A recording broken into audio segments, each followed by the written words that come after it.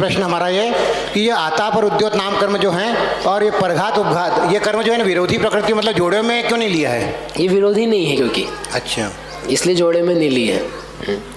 आतप नाम कर्म, आतप नाम कर्म क्या होता है? जिस कर्म के उदय से आतप रूप शरीर होता है, शरीर में से जो कुछ निकलती है उष्मा, वो उष्मा आतप रूप निकलती है, यानी बहुत तेज निकलती है। जैसे सूरज है तो सूरज की जो किरणें हैं वो वहाँ ही तेज है और यहाँ तक आते आते कितनी यहाँ पर भी तेज रहती है, तो उसकी जो प्रभा है वह प्रभा उष्ण रूप पाई जाती है। इस प्रकार का जो कर्म है उसे कहते हैं आतप नाम कर्म, यानी जिस कर्म के उदय से शरीर से निकलने वाली जो उष्मा है, प्रभा है, वह उष्ण पाई जाए, गर्म पाई जाए, इस प्रकार का शरीर जिससे बनता है उसे कहते हैं आतप नाम कर्म।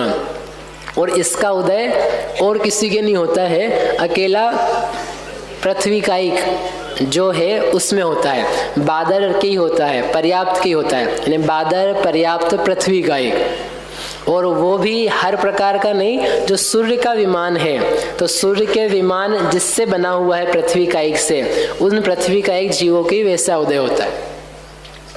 किस कर्म का? आतप नाम कर्म का। फिर है उद्योत नाम कर्म।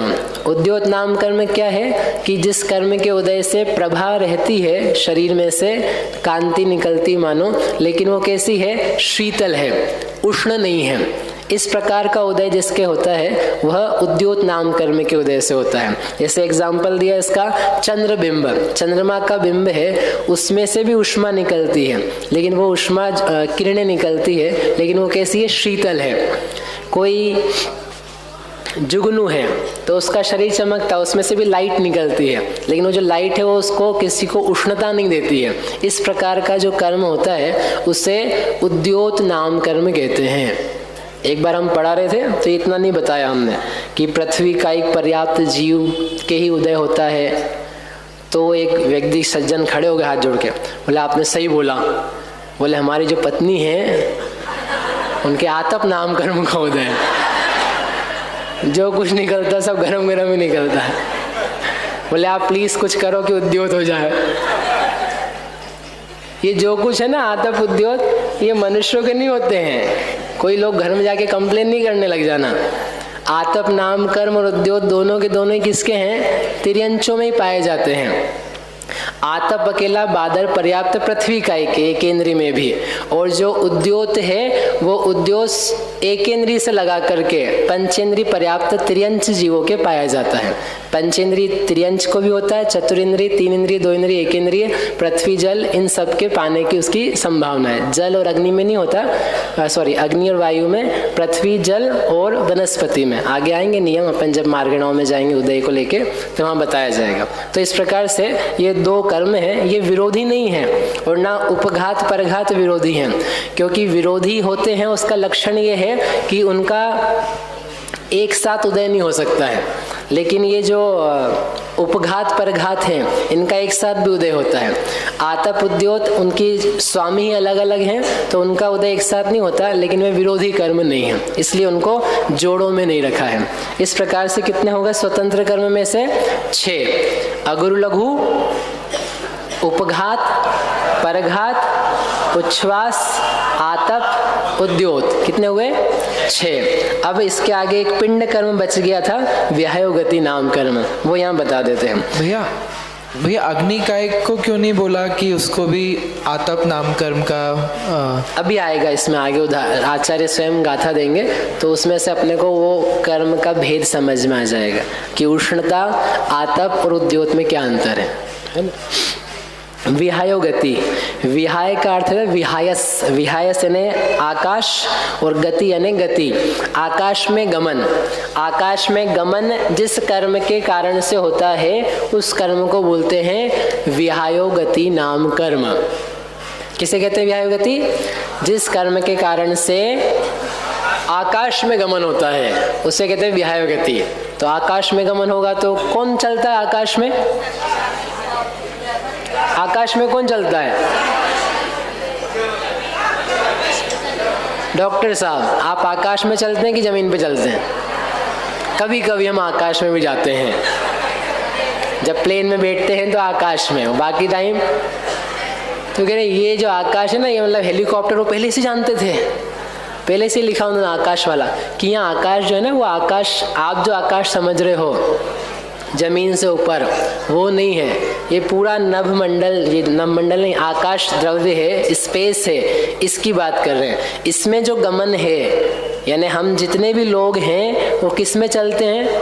आकाश में चलते हैं। तो आकाश में यानी इस जगह पे मूवमेंट करने का कर्म, जिसके मूवमेंट जिस कर्म के कारण से होता है, उसे कहते हैं विहायो गति कर्म।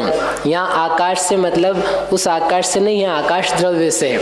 जब हम पहले पढ़ते थे शुरू में तो ऐसे ही सुनते थे और ऐसे ही बताया हुआ था, आकाश में उड़ने वाले पक्षी हैं, उनके कौन सा कर्म है? विहायो गति। विद्याधर मनुष्य हैं, देव हैं, उनकी होती है विहायो गति, क्योंकि वो आकाश में जाते हैं।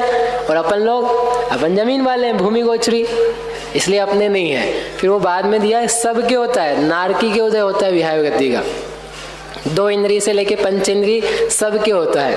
फिर उन्होंने धवला, हमने पढ़ी, धवला की 6ठी पुस्तक है, तो उसमें फिर किसी ने शंका करी कि ऐसे कैसे आकाश में गमन होता है, जमीन पे चलते लोग, आप आकाश का बोल रहे हैं। बोले अच्छा, वो समझदार हो, कितना चलते हो जमीन पे? पूरा शरीर है तुम्हारा, बताओ जमीन पे कितना है? बोले 2 विलस के तुम्हारे पाँव, 2 विलस के पाँव जमीन पे हैं, बाकी जो कुछ है वो कहाँ है? आकाश में।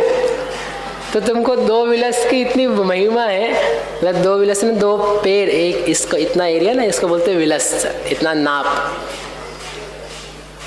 इतने को गिन रहे हो कि नहीं हम जमीन पे ही रहते हैं, जमीन पे ही चलते हैं, और बाकी जो पूरा आकाश में चल रहा है उसकी कोई गिनती नहीं है। अपन जितना काम है मूल, वो छोड़ करके छोटी छोटी बातों को ध्यान दे रहे, बड़ी चीज को नहीं ध्यान दे रहे। अनादि अनंत शाश्वत चैतन्य द्रव्य है, उसकी कोई चिंता नहीं, उसको कोई देखना नहीं, और जरा सा 20-50 साल का जीवन, उसके लिए सब कुछ समर्पण। छोटी चीज को देखने की आदत है, बड़ी चीज को नहीं देख पाते, नित्यता को देख पाते, अनंत काल आगे उसको देख पाते, उसकी चिंता कर पाते। कितने समय कोई सोचते? 50, 100, इससे ज्यादा सोच नहीं आती है, इसका मतलब है नास्तिक है। 100 साल से ज्यादा आप नहीं सोच पा रहे हो, इसका मतलब क्या है? नास्तिक। भविष्य के बारे में नहीं सोच पा रहे हैं, इसका मतलब क्या है? नास्तिक। हमारे और भी जन्म होंगे, हमारा और भी सत्व रहेगा, मैं नष्ट नहीं हो जाऊंगा, इस बारे में नहीं सोच पा रहे, क्या है? नास्तिक। कौन है ऐसा नास्तिक? हम तो सब आस्तिक हैं।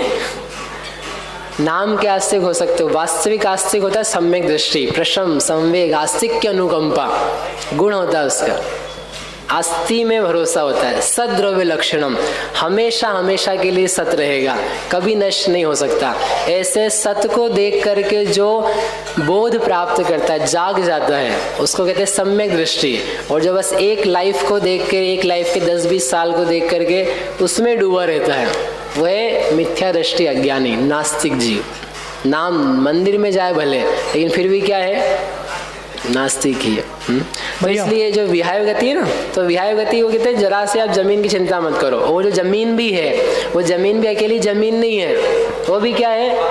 आकाश है। ऐसा थोड़ा ना कि जमीन आ गई तो आकाश हट गया, आकाश तो सर्वत्र है। इसलिए आकाश में मूव करने का, गति करने का जो कर्म है वह विहाय गति कर्म है, उसके निमित्त से गति पाई जाती है।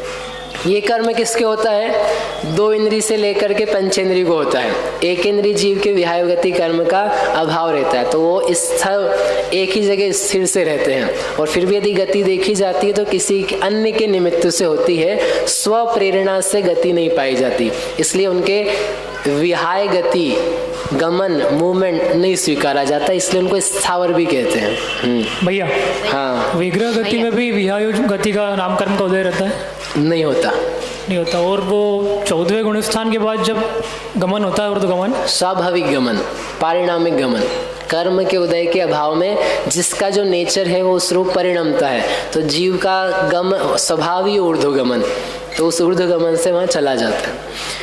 इसके दो भेद हैं, प्रशस्त विहायोगति और अप्रशस्त विहायोगति। प्रशस्त यानी भली गति जिसके निमित्त से पाई जाती है, और अप्रशस्त विहायोगति यानी गति अच्छी नहीं है।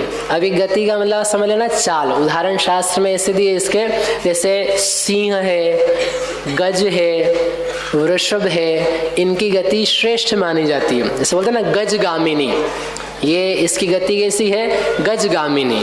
ने गज जैसी गंभीर गति होती है वैसी इसकी गति है, वृषभ के समान, बेल के समान चाल है।